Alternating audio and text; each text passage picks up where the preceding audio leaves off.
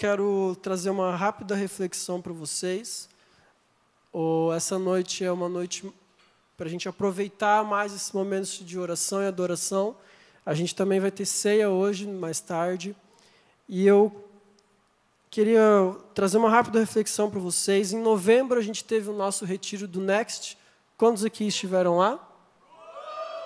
Legal. Fiquem ligados aí que esse ano tem mais. E lá no Next eu tive a oportunidade de falar com vocês a respeito das pessoas que veem a Deus e como elas são transformadas. Então lá a gente falou sobre a vida de Natanael, que foi um cara que teve a sua vida totalmente transformada a partir do momento que ele simplesmente olhou para Jesus. E isso foi incrível. É incrível como as pessoas são capazes de serem transformadas pelo simples fato de olharem para Jesus. Mas após isso, passou um tempo e, embora pareça um pouco clichê, eu comecei a me perguntar quem são aquelas pessoas que Jesus olha. Porque eu falei que as pessoas que olham para Jesus, essas são transformadas. E eu comecei, ok, mas quem são as pessoas que Jesus olha? E é claro que no contexto cristão, a gente pode até parecer meio clichê essa resposta, que Jesus olha por todos nós, que Deus olha e cuida de todos nós, mas será que é tão fácil assim responder isso no meio de um mundo quebrado, no meio de um mundo caído, sujo, um mundo contaminado, um mundo pecador, um mundo onde se encontram pessoas como eu e você? Será que é tão fácil assim de Deus, de Jesus, voltar os nossos olhos, voltar os olhos dele para nós? E até que um amigo meu, que eu gosto muito, ele me mandou uma música, e a música fala sobre um personagem, que é o João. Em inglês é John, né? E o João, os olhos dele já tinham visto muita coisa. Os olhos dele já tinham visto ensinos bíblicos, os olhos de João já tinham visto sinais de Jesus, e já tinham visto Jesus, mas também tinha visto a sujeira de todo o mundo. E João começou a se questionar e a entrar em um grande processo de angústia em seu coração. Mas a música e o desfecho da música é que ela fala: João, fica tranquilo, porque Jesus vê você, e ele vê todas essas pessoas, e ele vê toda a sujeira, mas ele também vê as coisas boas. Então, essa noite eu gostaria de falar com vocês, rapidamente, sobre o Deus que nos vê. O Deus que vê a mim e que vê a você. Eu gostaria de convidar a abrir a sua Bíblia lá em Gênesis 16.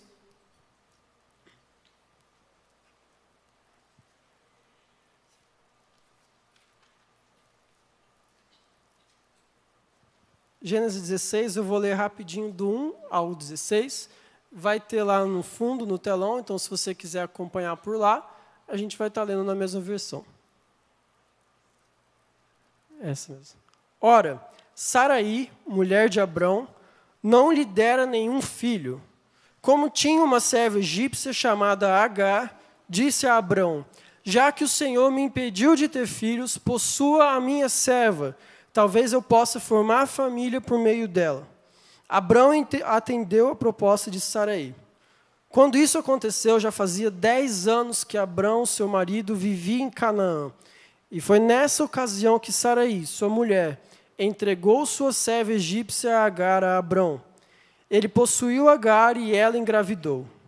Quando se viu grávida, começou a olhar com desprezo para sua senhora. Então Saraí disse a Abrão: caia sobre você a afronta que venho sofrendo. Coloquei minha serva em seus braços, e agora que ela sabe que engravidou, despreze-me. Que o Senhor seja o juiz entre mim e você. Respondeu Abrão a Saraí: sua serva está em suas mãos, faça com ela o que achar melhor. Então Saraí tanto maltratou Agar, que essa acabou fugindo. O anjo do Senhor encontrou Agar perto de uma fonte no deserto, no caminho de Sur, e perguntou-lhe: Agar, serva de Saraí, de onde você vem? Para onde você vai? Respondeu ela: estou fugindo de Saraí, a minha senhora. Disse-lhe então o anjo do Senhor: volte a sua senhora e sujeite-se a ela. E disse mais o anjo: multiplicarei tanto os seus descendentes que ninguém os poderá contar. Disse-lhe ainda o anjo do Senhor: você está grávida e terá um filho, e lhe dará o nome de Ismael, porque o Senhor a ouviu em seu sofrimento. Ele será como um jumento selvagem, sua mão será contra todos, e a mão de todos contra ele. E ele viverá em hostilidade contra todos os seus irmãos. Este foi o nome que ela deu ao Senhor que lhe havia falado: tu és o Deus que me vê. Pois dissera: teria eu visto aquele que me vê? Por isso o poço que fica entre Cádiz e Bered foi chamado Beer-lahai-roi. Agar teve um filho de Abrão e este lhe deu o nome de Ismael. Abraão estava com 86 anos de idade quando Agar lhe deu Ismael. Vamos orar? Senhor Deus, aqui está a sua palavra e a tua palavra ela é viva, ela é eficaz e com certeza ela quer nos mostrar algo essa noite, Deus. E nós queremos conhecer mais do Deus que nos vê. Então, abra os nossos olhos, abra o nosso entendimento, Pai. Que a Tua palavra venha e encontre morada nos nossos corações. Em nome de Jesus. Amém. Então, eu vou dar uma breve, bem rápida, contextualizada para você entender o que estava acontecendo. Aqui nós estamos no capítulo 16. Aqui o próprio texto fala que já fazia 10 anos desde que o Senhor tinha chamado Abraão a sair do meio da parentela dele e ir para uma terra onde Deus o mostraria, e que ele seria pai de gerações, pai de multidões, que a descendência de Abraão seria incontável, de tão grande como as estrelas do céu, como as areias do deserto. Essa era a promessa que Deus tinha dado a Abraão.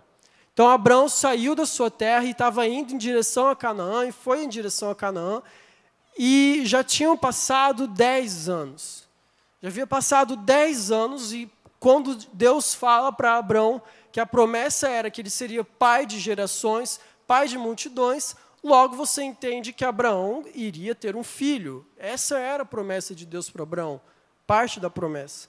Porém, já haviam passado 10 anos e a promessa não havia acontecido ainda. Sarai, então, a mulher de Abrão, vê que a situação não se resolve e ela, então, tenta dar uma ajuda para Deus, falando: Deus, vou te mostrar como que as coisas têm que ser feitas. E ela vai, chega a Abrão e fala: olha, eu não engravidei até agora, o tempo está passando, toma aqui a minha mulher, a minha serva, tome ela por esposa, não por esposa, tome ela no leito da cama, e aí engravide ela e vamos ter o nosso filho. Desculpa. Só para vocês entenderem, naquela época era culturalmente aceitável e tinha como você clamar um filho que não havia nascido da sua barriga. Então, como Agar era serva de Sarai, aquele filho poderia sim ser considerado dela. O que acontece é que, como vocês leram no texto, Agar ela fica grávida e aquilo deixa ela feliz e fala: opa, eu estou grávida de Abrão. E isso gera um sentimento de menosprezo dela, de desprezo por parte da sua senhora, então Sarai. Sarai então fica revoltada, vai até Abrão, reclama com Abrão e ele fala: olha, você faz o que você quiser. Ela não expulsou ela de imediato, por quê? Porque naquela época ela era serva, ela não era escrava de Sarai, e uma serva grávida não podia ser simplesmente expulsa e abandonada pelos seus senhores. Então Sarai começou a maltratar, e algumas versões falam que ela humilhava a ponto de tratá-la como tratava os escravos da época, e Agar então decide fugir grávida no meio do deserto. Eu quero falar rapidamente sobre 3 pontos dessa história. Se vocês puderem prestar atenção, vou ser bem rapidinho. E como eles se aplicam à nossa realidade. O primeiro é que toda vez que eu e você tentamos fazer as coisas do nosso jeito, elas têm uma grande chance de dar errado. E não foi diferente nesse caso. E é claro que, geralmente, quando a gente fala isso, quando a gente afirma que se a gente não faz as coisas da vontade de Deus, do jeito que Deus quer, vai dar errado, é muito fácil. Então, o que eu tenho que fazer? Qual é a vontade de Deus para a minha vida. De uma maneira bem simplista, se você quer saber a vontade de Deus para a sua vida, basta conhecer a Jesus. Jesus é a expressão exata da vontade de Deus. Então, você quer saber o que você tem que fazer, como agir, como ser, é só ver Jesus, como ele agia, como ele fazia, que você vai saber. Mas, não tão simplista assim, mas eu quero tentar discutir um pouquinho melhor sobre isso. Toda essa situação, ela poderia ter sido evitada. Uma grávida abandonada no deserto. Se você continuar lendo a história, vai ver que Ismael não foi um filho tão bacana assim. E dessa história surgiu grandes conflitos no mundo até hoje. Mas toda essa história poderia ser evitada se Saraí e Abrão tivessem tido uma postura diferente perante esperar aquilo que Deus já havia prometido para eles. Muitas vezes nós pensamos que o nosso maior desafio é simplesmente ouvir o que Deus tem para nós. Mas também é um grande desafio para nós saber esperar, mesmo tendo já a palavra de Deus. E se você acompanhar a história, no capítulo 15, o capítulo anterior, Abrão tinha acabado de renovar, de fazer mais uma aliança com Deus dizendo: eu sou o seu Deus, aquilo que eu te prometi, eu vou fazer. E mesmo assim, quando a mulher dele chega para abordá-lo, ele não tem a capacidade de falar: não, vamos esperar porque Deus vai fazer. Ele simplesmente fala: não, beleza, se você acha que é melhor assim, vamos fazer. E é engraçado porque eu gosto de pensar muito em relação ao tempo. E se tem uma coisa que é implacável, é o tempo. Você não consegue parar o tempo, você não consegue mudar o tempo, você não consegue voltar no tempo e nem adiantar a sua vida. E junto com o tempo, nesse caso aqui, nós temos um agravante, que é a biologia.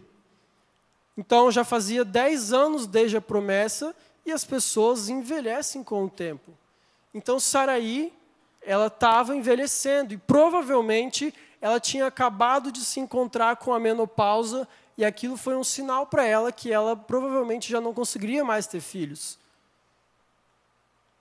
E quando a gente chega nesse tipo de situação, como a gente faz para acreditar?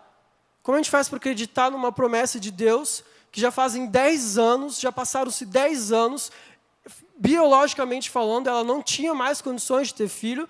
Como eu posso acreditar na promessa desse Deus? Deus que apareceu para o meu marido, mandou a gente sair da casa dos nossos pais, nós abandonamos tudo por esse Deus, e agora simplesmente a promessa não chega.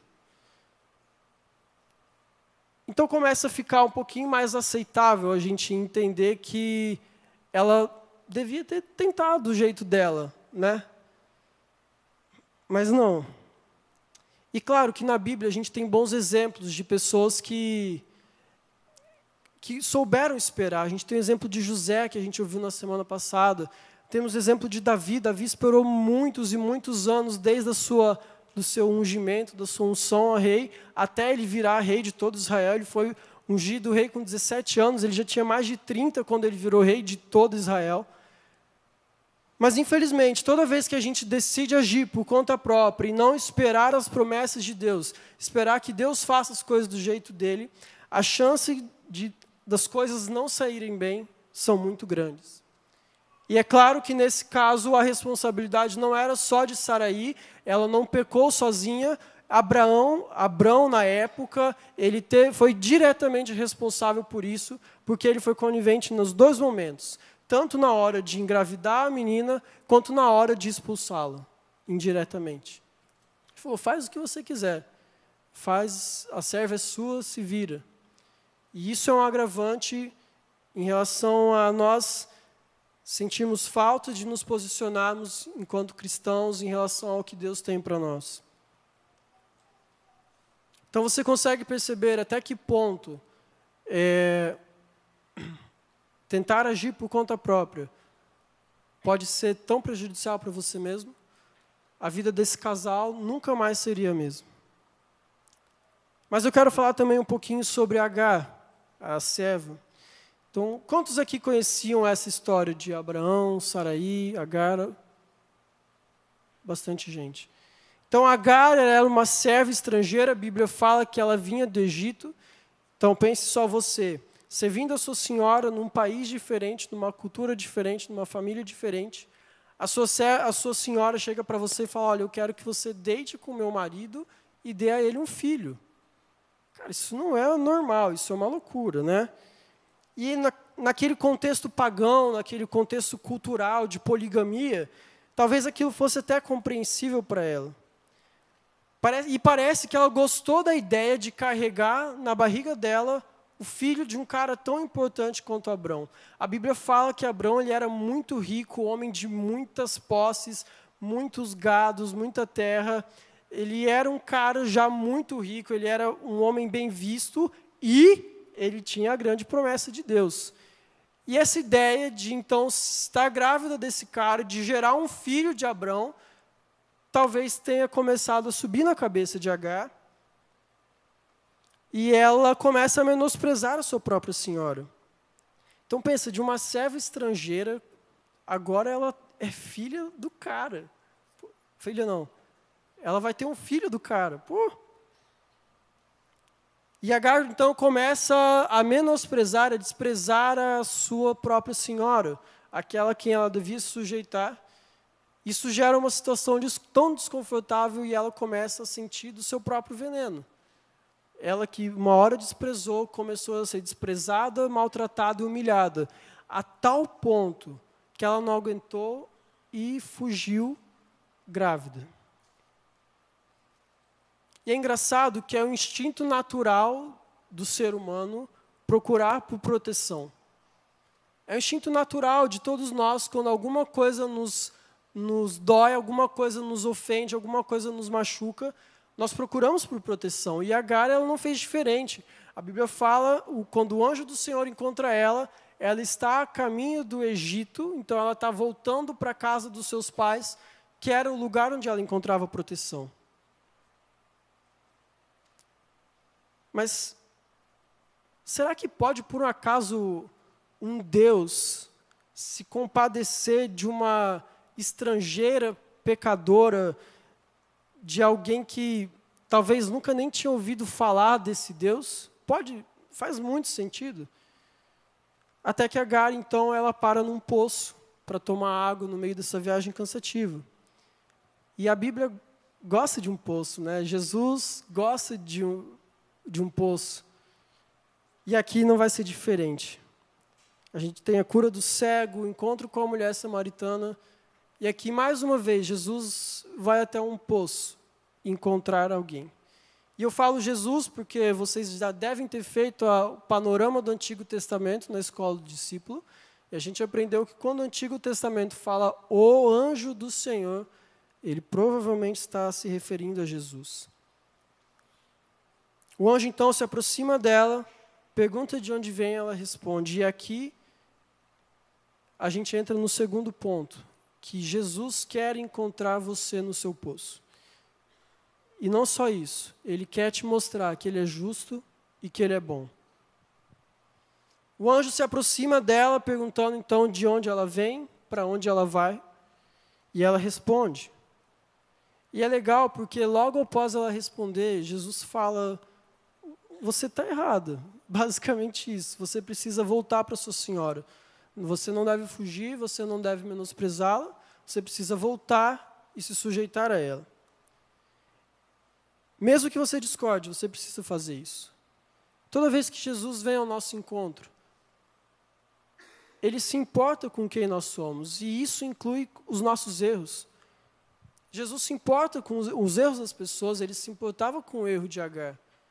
E ele fala para ela, olha, você precisa corrigir esse erro que você tomou. Nossos erros, eles se tornam irrelevantes a partir do momento que a gente supera eles e somos perdoados e corrigidos, mas até lá, os nossos erros têm valor para nós, porque nós precisamos aprender com eles. Mas não fica só por aí. Falei que Deus, ele é justo e ele é bom. Então ele diz a Agar que o nome do filho dela deve ser chamado Ismael, que significa o Senhor ouviu a sua aflição. E também, não só isso, que ele a abençoará e multiplicará a descendência dela. Deus, Ele ouve as nossas orações, Ele ouve as nossas aflições, Ele conhece quem nós somos. E essa história me lembra muito uma história que nós temos lá em João capítulo 4, quando Jesus encontra uma mulher samaritana praticamente em condições parecidas. Então, era uma mulher que não era do contexto judaico, ela era samaritana, uma mulher que era pecadora, uma mulher que estava fugindo do seu pecado, tentando buscar um descanso, uma proteção, e ela para naquele poço e Jesus vem de encontro a ela. A mulher também tinha vários pecados, Jesus também conhecia os vários pecados dela, e ele vai em direção a ela. João 4, Jesus no poço com uma mulher. Gênesis 16, Jesus no poço com outra mulher. Tudo isso, 2 fragmentos de uma mesma história. Mulheres perdidas em seus próprios pecados. As duas rejeitadas. Mas o mesmo anjo do Senhor, o mesmo Jesus, olhando para elas, oferecendo água viva, água tranquila, uma oportunidade de corrigir e reparar os seus erros e de experimentar uma vida que elas jamais poderiam imaginar.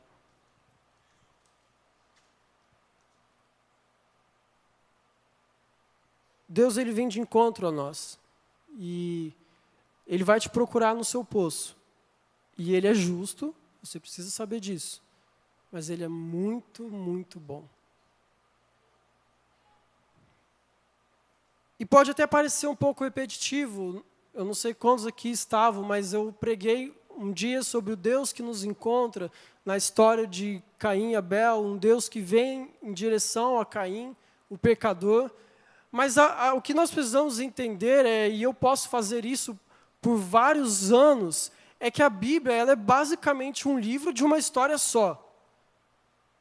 A Bíblia é um livro de uma história só, dividido em vários fragmentos, contados de maneiras diferentes, mas a Bíblia é o livro de uma história só. Um Deus que vem de encontro às suas criaturas. Nós vemos ao longo da Bíblia essas histórias se repetindo de jeitos diferentes. A própria história de Abraão, lá para frente, Isaac vai encontrar a sua mulher num poço. Então, a Bíblia usa os mesmos elementos, pessoas parecidas, em contextos diferentes, todos para contar a mesma história, de um Deus que vem de encontro aos seus. O pastor da Mosaic Church, Irving McManus, ele tem uma frase muito legal. Ele fala que as religiões em geral, elas mostram como homens e mulheres devem chegar até Deus. Mas Jesus, ele mostra o caminho que Deus fez até o homem e até a mulher. Se você vê lá no versículo 14, se eu não me engano, Agar finalmente ela começa a entender quem ela é de verdade, porque a Bíblia fala: eu vi o Deus que me vê. Por acaso poderia eu ter visto Ele sem que Ele tivesse me visto? E essa frase é muito linda de você pensar. Porque Deus fez o caminho dele até o homem. E na Bíblia inteira, de Gênesis a Apocalipse, Ele vai te mostrando isso. Ele quer te mostrar isso. E não só a nós, a todos. Não importa qual seja a sua situação, Deus está te vendo. Não existe erro que a cruz não possa reparar. Não existe situação que Jesus não possa remediar. Inclusive, a ceia que nós vamos celebrar daqui a pouco, ela fala sobre isso. A ceia, ela é uma mensagem de reconciliação e comunhão a todos aqueles a qual Jesus vê. E sabe o que é interessante? Se você for ver a continuação da história, então nasce Ismael, o filho que significa que Deus viu a aflição da qual aquela pecadora estava passando. E se você continuar lendo Gênesis, você vai ver que logo em seguida, Deus chega para Abrão. Abrão tinha acabado de errar, acabado de vacilar, e Deus vai lá e muda o nome de Abraão e continua mudando a história de Abraão. Mais para frente, Saraí também tem seu nome mudado para Sara, e agora ela também teve o seu filho, Isaquinho. Isaac nasce, o filho da bênção, a mulher já tinha passado da menopausa, mais de 90 anos, e ela tem o seu filho, o filho da promessa.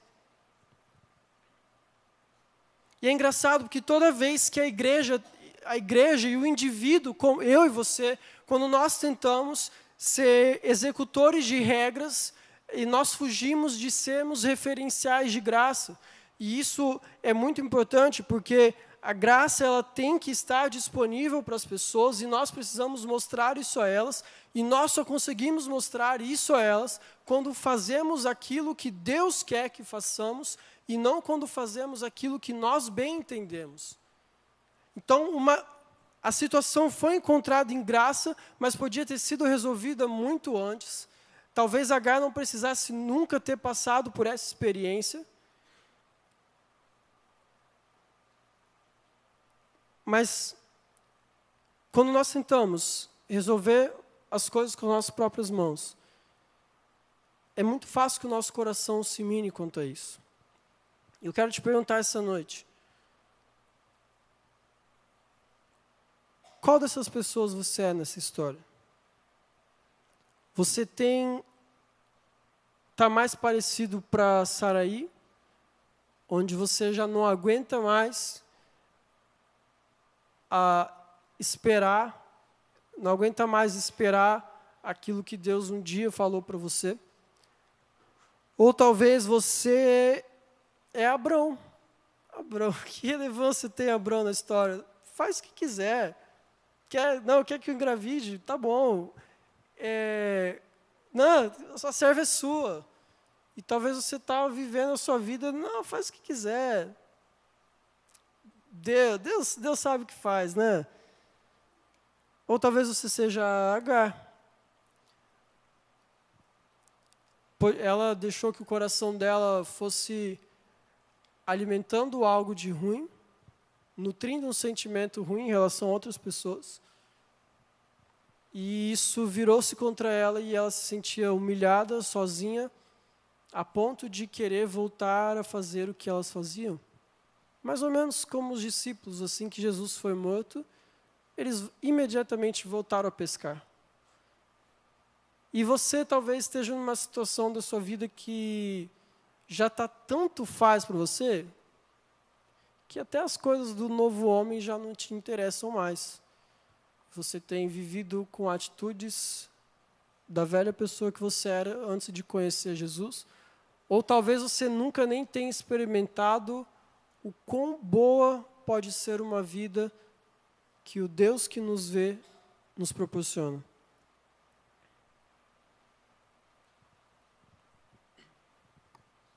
Mas eu queria dizer para vocês que Jesus, Ele está te olhando. Jesus está te vendo. E uma hora você vai ver. Uma hora você vai ver Ele e a sua vida nunca mais será a mesma. Pode ser que você tenha que esperar um bocado, pode ser que tenha muito tempo ainda. Se vocês pensassem o que eu imaginava da minha vida quando eu tinha 15 anos, cara, estou bem longe. Mas eu estou feliz, tá? Quero dizer isso, estou muito feliz. Inclusive, segunda-feira eu faço 1 ano de casado, estou muito feliz. Então, na verdade, rapidinho, quando eu tinha 15 anos, eu imaginava que eu ia estar casado com 21. Então, não foi como eu esperava, mas está sendo muito melhor. E eu queria, nessa noite, que você refletisse. Se você quiser abaixar sua cabeça e comece a perguntar para Deus. Se você não sabe, se você não consegue se identificar em quem você é nessa história, peça para Deus te mostrar, peça para Deus te falar. Se você é Saraí, não, fica tranquilo. Nós erramos, por muitas vezes nós não conseguimos esperar. A gente tenta fazer com as nossas próprias mãos, é quase que inevitável. quase que inevitável. Mas ainda assim, há uma mensagem de que Deus ele pode reparar os nossos erros. Deus pode te dar o filho que você tanto espera. Se você é Abraão, acho que está na hora de começar a ter uma postura diferente. Porque nesse mundo sujo, impuro, onde as nossas visões são confundidas, nós precisamos de pessoas que tenham uma postura firme e séria. E Abraão não teve. Não nesse momento. E se você é Agar, e por acaso você está fugindo, se sentindo tão humilhado, sozinho, já não sabe o que mais fazer. Talvez você veio aqui essa noite e fez dessa noite o seu último poço para tentar encontrar algum alívio para o seu sofrimento. Eu quero te dizer que esse Jesus, ele está te olhando e ele quer que você veja ele. É claro que imediatamente, depois que aconteceu isso, Agar ela não foi transportada lá para a terra de Saraí e voltou cheia de exuberação, não. Ela voltou, corrigiu seus erros, se sujeitou à senhora dela e ali então ela teve o filho dela. Muitas vezes, quando nós queremos tanto uma mudança radical da nossa vida, mas o que eu creio é que quando nós encontramos com Jesus, o que muda é a nossa perspectiva. Quando nós encontramos com esse Jesus, o que muda é o jeito que nós vemos as coisas, porque a partir de agora, nós vemos do jeito que Ele nos vê. E essa é a vida abundante. Essa é a graça da vida. Tem alguém aqui essa noite que gostaria de entregar a sua vida para Jesus?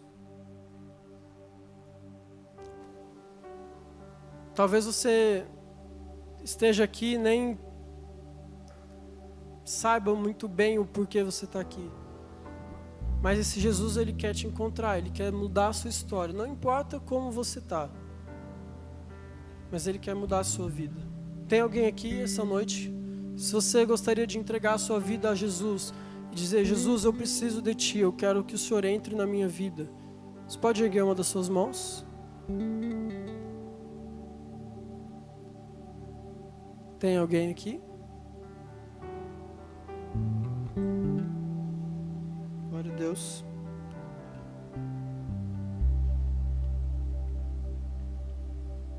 Eu gostaria nesse momento de continuar com o nosso culto e nós vamos participar da ceia do Senhor. A ceia ela foi instituída pelo próprio Jesus na noite em que ele foi traído. Essa era a noite da Páscoa judaica. E lá em Lucas 22, capítulo 19, versículo 19 e 20, diz: E tomando um pão, tendo dado graças, o partiu e lhes deu, dizendo: Isso é o meu corpo oferecido por vós. Fazei isto em memória de mim. Semelhantemente, depois de cear, tomou o cálice, dizendo: Este é o cálice da nova aliança, no meu sangue derramado em favor de vós. O pessoal vai começar a distribuir a ceia. A ceia, ela é para aqueles que entendem o sacrifício de Jesus na cruz e reconhecem e entendem esse sacrifício. A ceia, quem pode participar dela? As pessoas que publicamente declararam a sua fé como Jesus, o seu único e suficiente Salvador. Nós não vamos impedir ninguém de receber a ceia. Ela está passando e você vai receber a ceia, vai passar por você. Ninguém vai retirar a bandeja de você. Mas é importante a gente entender esse momento como uma ordenança de Jesus, não como um ritual. Mas para que isso acontecesse por toda a posteridade, como uma lembrança viva de que a morte dele nos trouxe vida. De que a morte dele, através da morte dele, fosse possível toda a reparação de pecados. A morte de Jesus, o sangue dele derramado na cruz nos diz que já não há mais condenação para nós. Então aquele pecado de Agar, o pecado de Saraí, ele foi perdoado por Jesus na cruz. E aquilo não era mais uma condenação para a vida delas.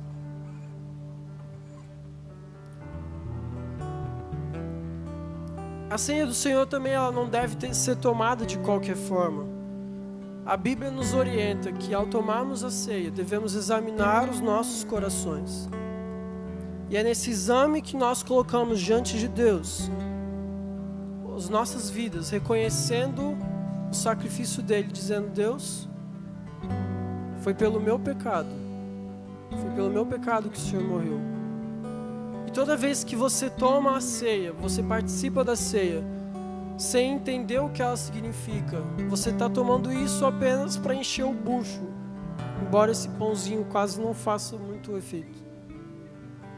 Mas eu quero convidar você nesse momento, a mais uma vez, avaliar como você tem vivido sua vida. Confesse seus pecados. Tome decisões de fazer aquilo que agrada a Deus.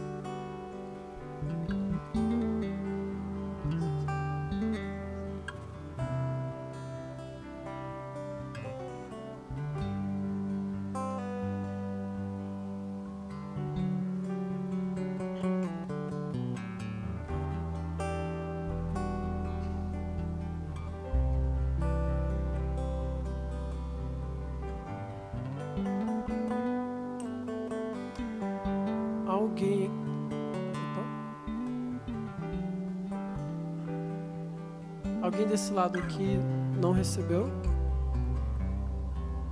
Alguém aqui? Todos? Alguém aqui não recebeu? Aí em cima todos receberam? Aqui falta alguém? Se alguém ainda não recebeu, faz assim rapidinho. Amém. Eu gostaria de convidar a ficar em pé nesse momento.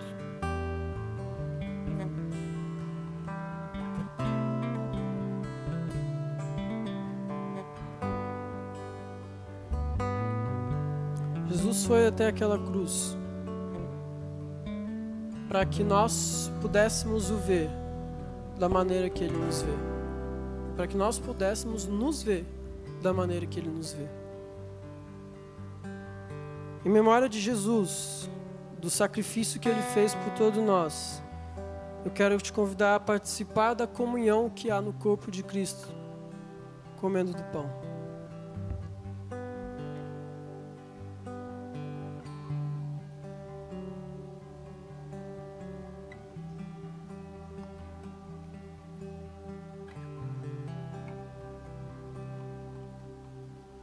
Da mesma forma, em memória de Jesus, do sacrifício que Ele fez por nós, um sacrifício que dura e permanece para todos sempre, quero te convidar a participar da reconciliação que há no sangue de Jesus, onde já não há mais pecado, não há mais condenação, onde o sangue dele nos lavou e nos purificou de toda iniquidade. Em memória de Jesus, bebamos do cálice.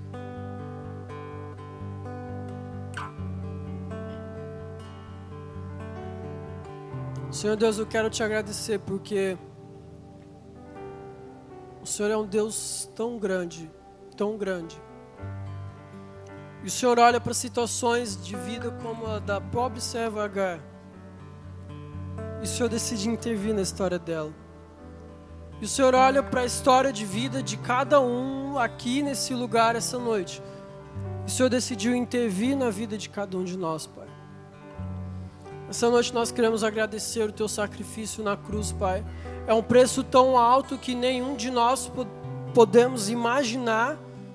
E se não podemos imaginar, tão pouco pagar. Mas eu quero te agradecer porque a tua morte e a tua vida nos deram vida e nos livraram da morte, Pai. Foi através do teu corpo e do teu sangue derramado naquela cruz que hoje nós somos livres para dizer que nós o amamos, Jesus. Nós somos livres para dizer que o Senhor tem liberdade no nosso meio. Somos livres para dizer que a nossa história tem um antes e um depois.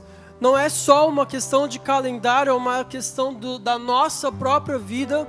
A nossa história tem um antes e depois, e esse momento é quando o Senhor decidiu intervir em nós, Pai. E nós somos gratos, porque essa demonstração de amor, ela foi tão profunda que foi da sua própria vida por nós. Deus, nós queremos te agradecer e queremos te pedir, Pai, aqueça os nossos corações para que nós não deixemos de acreditar que a tua promessa se cumpre, Pai. Aqueça os nossos corações para que nós não deixemos de acreditar que a tua palavra faz sentido para nós, que o Senhor nos vê, mesmo quando nós não o vemos. É que eu oro nessa noite, te agradeço, Pai. Muito obrigado. Em nome de Jesus. Amém. Amém.